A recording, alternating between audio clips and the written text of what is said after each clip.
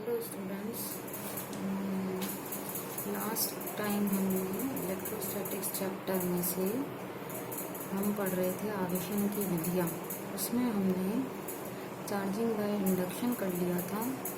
आज मैं एक बहुत ही इम्पोर्टेंट टॉपिक आपको पढ़ाने जा रही हूँ। हमने पढ़ा था कि चार्ज जो है उसके अंदर खुद का एक नैज गुण होता है कि वो बल उत्पन्न करे, है ना, फोर्स क्रिएट करे। चार्ज का एक नैज गुण क्या होता है कि वो फोर्स क्रिएट करता है। अपने अंदर की इंट्रिंसिक प्रॉपर्टी की वजह से ही चार्ज फोर्स क्रिएट करता है। ये फोर्स आकर्षण का हो सकता है, प्रतिकर्षण का हो सकता है ना।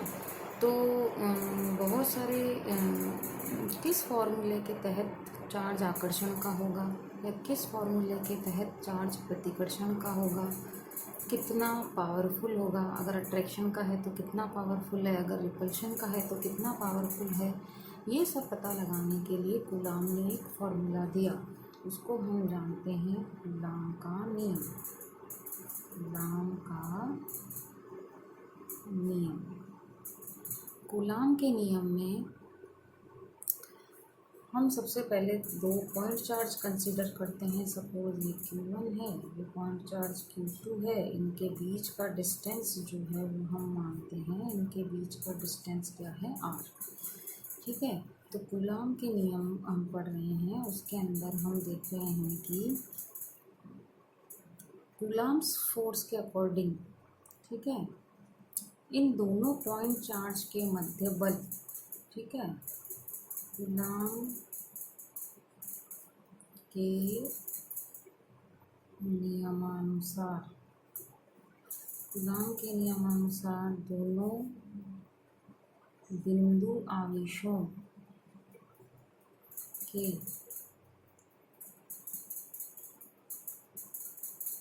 मध्य बल, या बल नहीं कह के इसको हम कहेंगे विद्युत बल।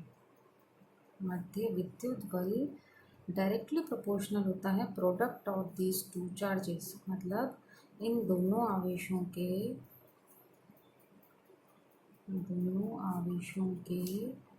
गुणनफल के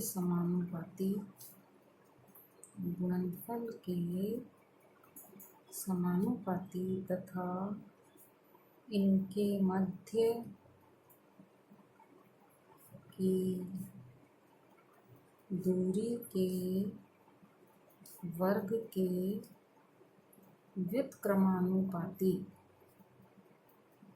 होता है। ये कूलाम का नियम है। इसको मैथमेटिकली कैसे लिखेंगे, देखिए, ये कह रहा है कि भाई इन दोनों पॉइंट चार्ज के मध्य बल अगर हम F मानते हैं तो F डायरेक्टली प्रोपोर्शनल होता है दोनों आवेशों के गुणनफल के समानुपाती। ये दोनों आवेशों का गुणनफल है। तथा ये कहता है इन्वर्सली प्रोपोर्शनल होता है अगर इन दोनों के मध्य की दूरी R है तो R के वर्ग के व्युत्क्रमानुपाती होता है। ठीक है, दोनों को मिलाकर हम कैसे लिखेंगे, F directly proportional to Q1 Q2 upon R²। समानुपाती चिन्ह जब भी हटता है, हम सब जानते हैं एक स्थिरांक आता है, उसको हम दर्शाते हैं K Q1 Q2 upon R²। अब देखो, इस फॉर्मूले में कुछ समझाने की ज़रूरत ही नहीं है। अगर F जो है वो अगर Q1 Q2 के मान में अगर वृद्धि होती है तो F का मान भी बढ़ेगा। अगर दोनों के मध्य की दूरी को बढ़ा दिया जाता है तो F का मान क्या होगा, कम होगा। ठीक है, ये समानुपाती और व्युत्क्रमानुपाती में कैसे होता है ये आपको पता है। ये जो समानुपाती नियतांक यहाँ आया है K, इसको कहते हैं हम कूलाम्स कांस्टेंट, कूलाम स्थिरांक।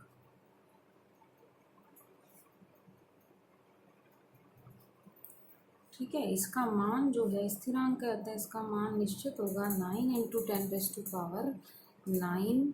अब देखो इसकी यूनिट कैसे लगेगी, K निकालोगे आप तो न्यूटन, ये डिस्टेंस का स्क्वायर इससे मल्टीप्लाई हो जाएगा और Q1 Q2 इसके अपॉन में आ जाएंगे।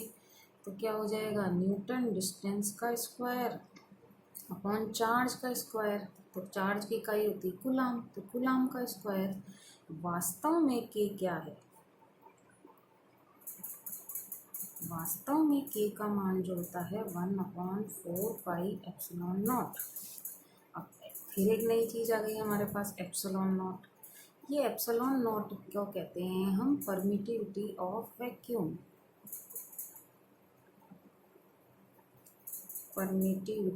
परमिटिविटी मतलब विद्युतशीलता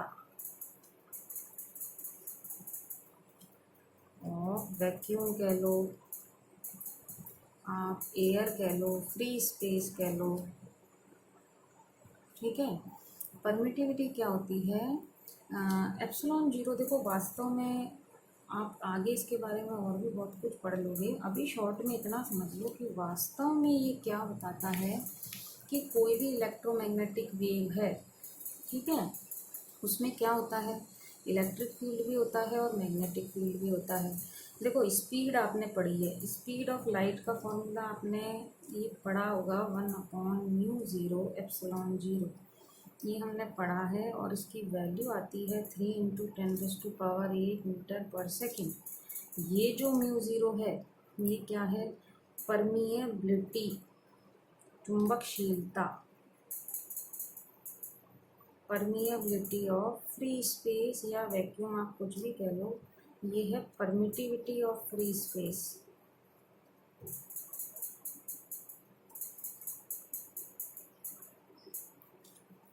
ठीक है, इसकी वैल्यू क्या होती है? μ0 की वैल्यू होती है 4π × 10⁻⁻7, एप्सिलॉन की होती है 8.85 × 10⁻12। ये दोनों वैल्यू जब हम इसमें रख के कैलकुलेट करते हैं तो हमारे पास c का मान 3 × 10⁸ मीटर प्रति सेकेंड आ जाता है। आपको फ़िलहाल ये नहीं लिखना है, ठीक है, ये मैंने सिर्फ समझाने के लिए आपको बताया है, आपको ये नहीं लिखना है। तो f का मान जो है, k की वैल्यू देखो हम रखेंगे, ये k का मान हम यहाँ रखेंगे इक्वेशन 1 में। तो f का मान हमारे पास क्या आएगा? f = क्या आएगा हमारे पास? 1/4πε0 Q1 Q2/r²। ठीक है, एप्सिलॉन नॉट मैं आपको बता चुकी हूँ। जैसे देखो ये एक तरह से वो कैपेसिटी बताएगा कि भाई इलेक्ट्रिसिटी जो है इजीली पास आउट हो सकती है, वो उसका पता हमको चलता है μ0 और एप्सिलॉन जीरो की वैल्यू से, ठीक है ना। म्यू और एप्सिलॉन की वैल्यू से पता चलेगा कि कौन सी मीडियम में इलेक्ट्रिसिटी जल्दी से पास आउट होती है और कौन सी मीडियम में से नहीं होती। तो इसके बारे में हम आगे और पढ़ेंगे। फिलहाल आप f का ये फॉर्मूला याद रखेंगे, लेकिन इसके साथ साथ आपको ये भी ध्यान रखना है कि ये फॉर्मूला केवल और केवल फ्री स्पेस, वैक्यूम या एयर के लिए वैलिड है। This formula is valid only for free space, vacuum, air, ठीक है। दूसरे माध्यम के लिए, अदर मीडियम के लिए दूसरे माध्यम ले लो, जैसे ऑयल ले लो, केरोसिन ले लो, ठीक है। दूसरे माध्यम के लिए ये जो फोर्स है ये डिफरेंट होगा, उसको हम दर्शाएंगे Fm से। तो 1/4πε।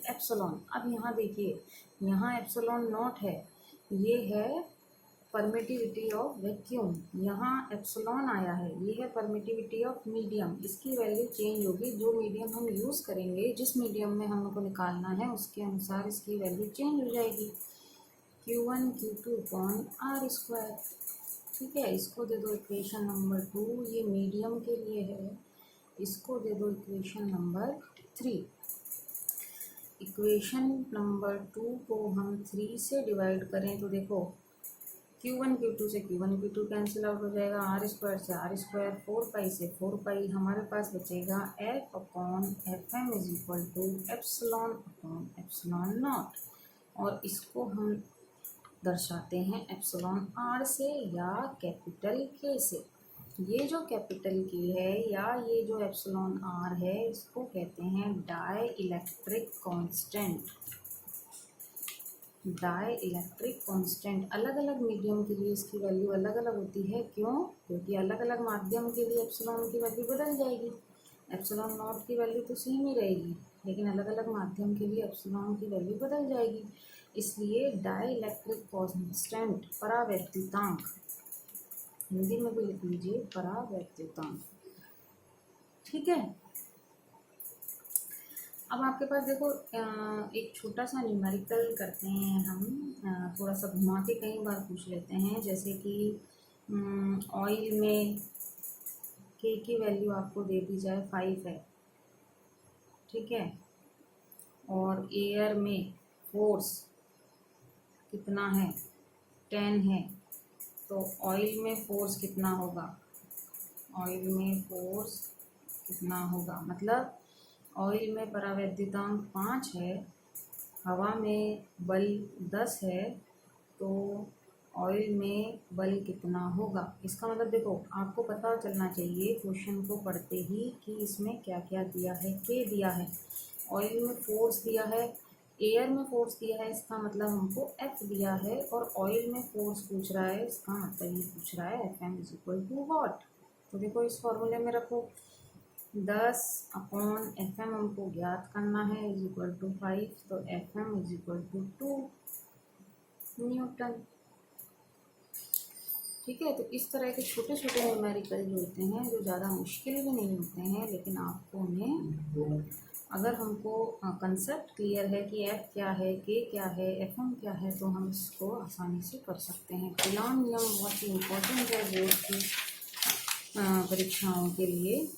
नेक्स्ट टॉपिक है vector form of Coulomb's law. देखो थोड़ा सा मैंने डायग्राम इसमें ड्रॉ किया हुआ है, कूलॉम नियम का सदिश निरूपण। ठीक है। हम सबको पता है कि फोर्स जो है स्केलर क्वांटिटी नहीं है, फोर्स वेक्टर फॉर्म में होता है। तो हम जो ये कूलॉम बल है इसको वेक्टर फॉर्म में निकालेंगे।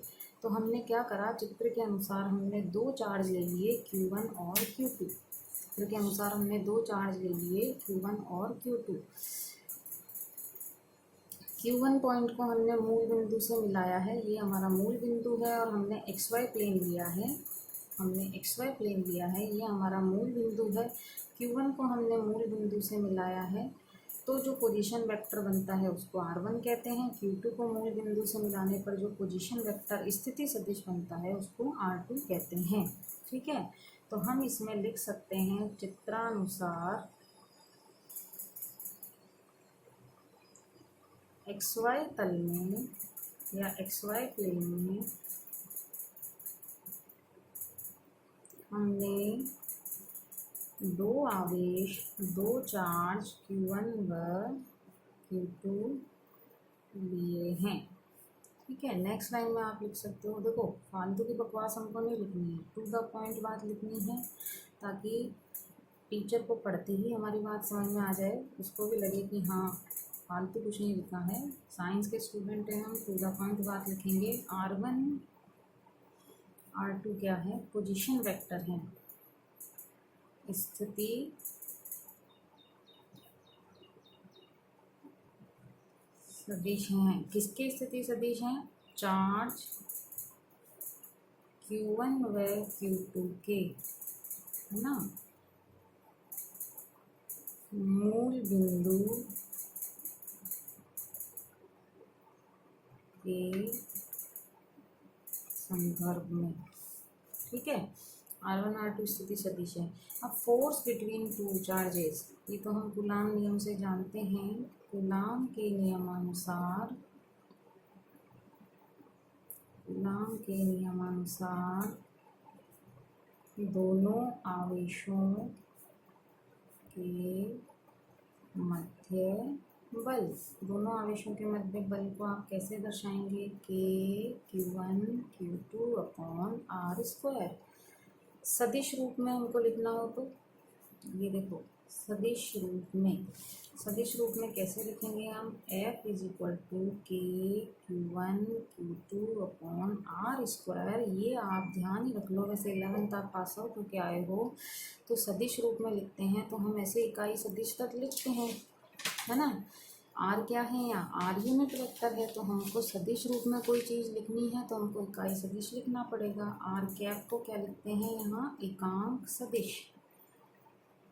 और आर कैप की वैल्यू भी आपको पता है, आर कैप की वैल्यू होती है वेक्टर आर अपॉन आर। ठीक है, आर कैप की वैल्यू क्या होती है, वेक्टर आर अपॉन आर।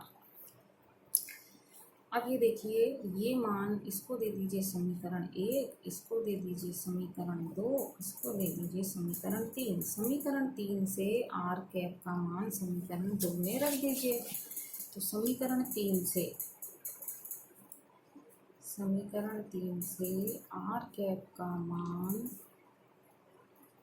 समीकरण 2 में रखने पर, समीकरण 3 से आर कैप का मान समीकरण 2 में रखिए। F is equal to k Q1 Q2 upon r cube r vector. ठीक है, हमने क्या करा, देखो मैं एक बार आपको पूरा कॉपी खोल के दिखाती हूँ। हमने समीकरण 3 से आर कैप के मान को यहाँ रखा है, तो ये क्या आ जाएगा, आर वेक्टर अपॉन आर। तो नीचे बन जाएगा आर क्यूब और ऊपर रह जाएगा आर वेक्टर। ठीक है, अब देखो एक खास चीज़ देखना आप, फोर्स ऑन 1 ड्यू टू 2, 1 पर 2 के कारण फोर्स। तो हम यहाँ Q1 due to Q2, Q1 पर Q2 के कारण फोर्स, ये वाला। ठीक है, इसको हम दर्शाते हैं F12 से। देखो याद करना बहुत ही आसान है, F के जो ज़्यादा पास में है उस पर फोर्स किसके कारण, जो दूर है उसके कारण। तो F12 जब भी लिखा हो आप समझिएगा force on Q1 due to Q2। तो इसको हम लिखेंगे, देखो के Q1 Q2 अपॉन R12 का स्क्वायर और R12 का कैप। ठीक है, जहाँ R12 देखो हम कैसे लिखेंगे, जो पहले है वो माइनस जो बाद में है वो, ये सब चीज़ हम पढ़ कर आए हैं। R12 का क्यूब, इसको कैसे लिखेंगे, ये बन जाएगा हमारा R1 माइनस R2 का मापांक, R1 माइनस R2 का मापांक। तो force on Q1 due to Q2 मतलब Q1 पर Q2 के कारण फोर्स, उसको F12 से दर्शाते हैं। और इसको वेक्टर फॉर्म में भी लिख सकते हैं, तो वेक्टर फॉर्म में ही लिख रहे हैं। तो ये हो जाएगा F12 is equal to k Q1 Q2 upon R12 का स्क्वायर, स्क्वायर नहीं सॉरी क्यूब, और R12 का कैप। R12 कैप को हम इस तरह से लिख सकते हैं, और R12 को क्यूब को हम इस तरह से लिख सकते हैं। ये मान रखो इसमें कि Q1 Q2 अपॉन नीचे हो जाएगा R1 माइनस R2 का क्यूब और R1 माइनस R2, कैप वाली बात आ गई। ठीक है, इसी प्रकार फोर्स ऑन 2 ड्यू टू 1, तो कैसे लिखेंगे बताओ, इसको लिखेंगे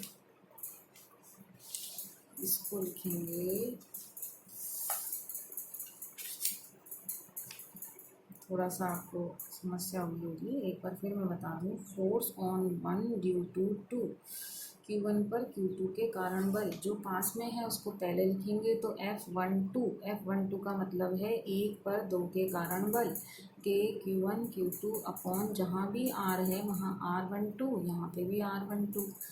ठीक है, R12 को हम कैसे लिखेंगे, जो पास में है माइनस जो दूर है, और R12 का क्यूब है, ये है मापांक। ठीक है, तो इसको लिखेंगे R1 माइनस R2 का मापांक का क्यूब।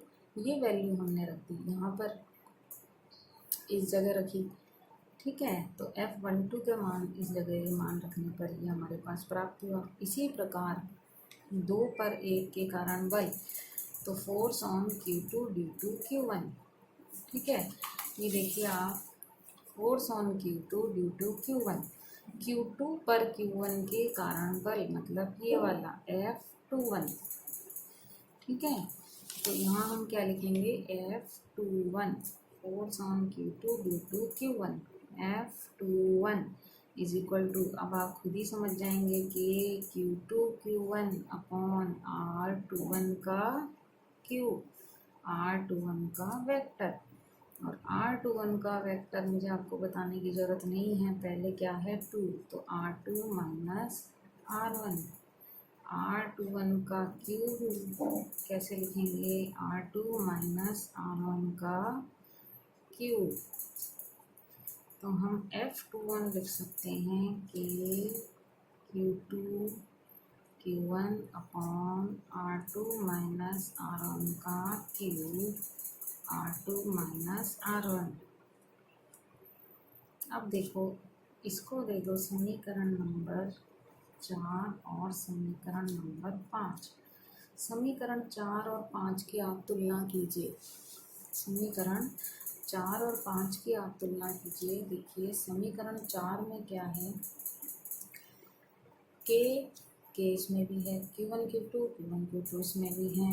R1 माइनस R2 का क्यूब है, इधर R2 माइनस R1 का क्यूब है, लेकिन मापांक में है, इसलिए ये धनात्मक संख्या बन जाएगी और ये भी धनात्मक संख्या बन जाएगी। यहाँ फर्क कहाँ है, सिर्फ यहाँ R2 माइनस R1 है, यहाँ R1 माइनस R2 है। तो इन दोनों की तुलना अगर हम करें तो F12 जो है वो इक्वल है F21 के, और ये केवल इसका मापांक तो बिल्कुल इक्वल है, और ये तभी सत्य है जब हम यहाँ माइनस लगाते हैं। मतलब मैं इसमें से माइनस कॉमन ले लूँ तो ये क्या बन जाएगा, R1 माइनस R2। तो F12 जो है माइनस के F21 के है। इससे एक इम्पॉर्टेंट रिजल्ट ये भी पता चलता है कि ये कूलाम का जो सदिश निरूपण है वो न्यूटन के क्रिया प्रतिक्रिया नियम का, क्रिया प्रतिक्रिया नियम आपको पता है हर जगह एप्लीकेबल है। न्यूटन का क्रिया प्रतिक्रिया नियम हर जगह एप्लीकेबल है। ये क्रिया प्रतिक्रिया नियम की पुष्टि करता है। ठीक है, नेक्स्ट टॉपिक में हम इससे संबंधित कुछ न्यूमेरिकल करेंगे। अभी आप इनके नोट्स बनाते जाइए, साथ के साथ इनको पढ़ते जाइए। और बहुत सिंपल है, कोई मुश्किल चीज़ इसमें कुछ भी नहीं है। एंड में पूरा चैप्टर जब कंप्लीट हो जाएगा तब मैं आपको इसकी नोट्स भी प्रोवाइड कर दूँगी। धन्यवाद।